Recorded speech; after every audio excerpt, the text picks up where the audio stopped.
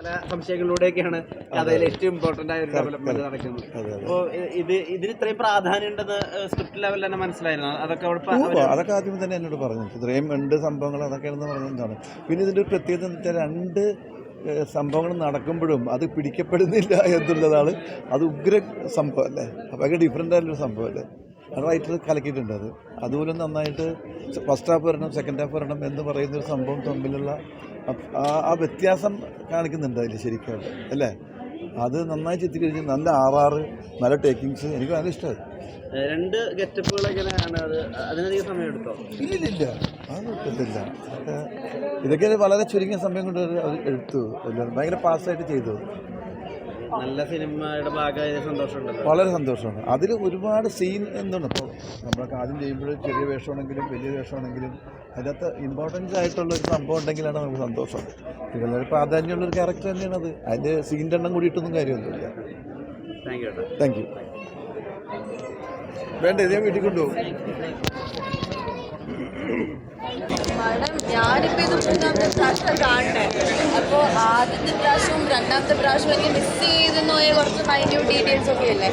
അപ്പം അത്രയ്ക്കും ശ്രദ്ധിക്കാതെ പോയ കുറച്ചും കൂടെ കാര്യങ്ങൾ, കുറിച്ചുള്ള ഡീറ്റെയിൽസൊക്കെ ഈ 3ാമത്തെ പ്രാവശ്യം കണ്ടപ്പോഴത്തേക്കും കുറച്ചും കൂടെ നന്നായിട്ട് മനസ്സിലാക്കി. അങ്ങനെ പിന്നെ നമ്മുടെ ക്രൂവിൻ്റെ കൂടെ ആയിരുന്നല്ലോ ഇപ്രാവശ്യം കണ്ടത്. അപ്പോൾ അതൊരു നല്ല എക്സ്പീരിയൻസ് ആയിരുന്നു. കാരണം ഞാൻ ആദ്യം 2 പ്രാവശ്യം കണ്ടത് ട്രിവാൻഡ്രത്തിൽ നിന്നായിരുന്നു.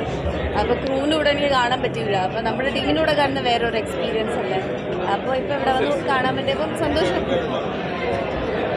ഒരുപാട് പോലീസ് ഉദ്യോഗസ്ഥരും പണം കണ്ടിട്ടുണ്ട്. കണ്ടവരെല്ലാവരും കുറച്ച് പേര് വന്നിട്ട് നല്ല സിനിമയായിരുന്നു എന്നൊക്കെ പറഞ്ഞിട്ട് സന്തോഷമായി. പിന്നെ അവർക്കൊക്കെ കുറച്ചും കൂടെ റിലേറ്റ് ചെയ്യാൻ പറ്റുമായിരിക്കുമല്ലോ. അതായത് ഇത് അന്വേഷകരുടെ കഥയല്ലേ, അന്വേഷകരുടെയും പിന്നെ അന്വേഷണങ്ങളുടെയും കഥയല്ലേ.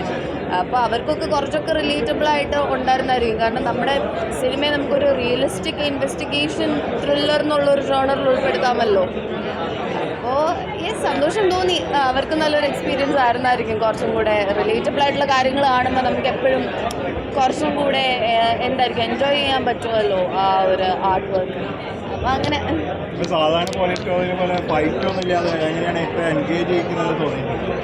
അത് നമ്മുടെ ക്രിയേറ്റേഴ്സിൻ്റെ ഒരു കഴിവ് തന്നെയാണ്. എപ്പോഴും ഒരു പടത്തിൻ്റെ വിജയത്തിൽ ഇപ്പോൾ ആദ്യം നമ്മൾ എടുത്ത് പറയേണ്ട പേരുകൾ അതിൻ്റെ ക്രിയേറ്റേഴ്സിനാണ്. അപ്പോൾ ഇപ്പോൾ പറയുകയാണെങ്കിൽ നമ്മുടെ ഡയറക്ടർ ഡാവിൻ ചേട്ടനാണെങ്കിലും സ്ക്രിപ്റ്റ് റൈറ്റർ ജിൻ ചേട്ടൻ, പിന്നെ പ്രേക്ഷകരിലൂടെ തിയേറ്റർ ഓഫ് ഡ്രീംസ്, എല്ലാവരെയും അതിനെ പ്രശംസിക്കണം. പിന്നെ ഓഫ് കോഴ്സ് ആക്ടേഴ്സിനെയും എല്ലാവരും അവരവർക്ക് കിട്ടിയിരിക്കുന്ന സ്പേസിൽ നിന്ന് മികച്ച പ്രകടനം തന്നെ നടത്തിയിട്ടുണ്ടെന്നാണ് ഞാനല്ല പ്രേക്ഷകരുടെ അഭിപ്രായം. അപ്പോൾ അതൊക്കെ കേൾക്കുമ്പോഴത്തേക്കും എനിക്ക് വളരെ സന്തോഷമുണ്ട്.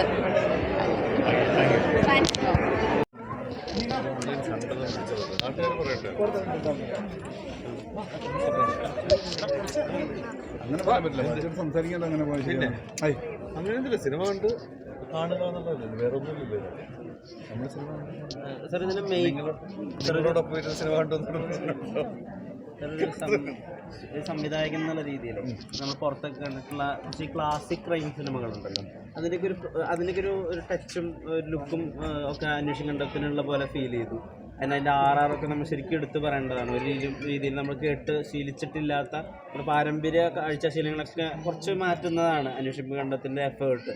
പ്രത്യേകിച്ച് ഇപ്പോൾ കേന്ദ്ര കഥാപാത്രത്തിൻ്റെ കഥാപാത്ര നിർമ്മിതി വരെ അങ്ങനെയാണ്. അപ്പോൾ ആ രീതിയിൽ നമ്മൾ കുറച്ചധികം കൂടി സെലിബ്രേറ്റ് ചെയ്യേണ്ട ഒരു എഫേർട്ടല്ലേ ഈ സിനിമ?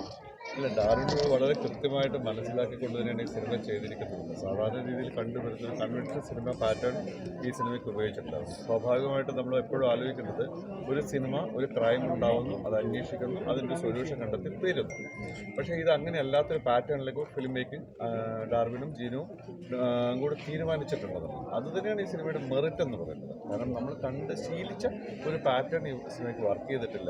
കാരണം ഇതേ ജോണറിലുള്ള ഒരുപാട് സിനിമകൾ നമുക്ക് ഉണ്ടായിട്ടുണ്ട്. പക്ഷേ ഒരു സിനിമ എങ്ങനെയാണ് ഓഡിയൻസിൻ്റെ മുമ്പിലേക്ക് കൊണ്ടുവരേണ്ടതെന്ന് അത് അതിൻ്റെ മേക്കേഴ്സ് ആലോചിച്ചു.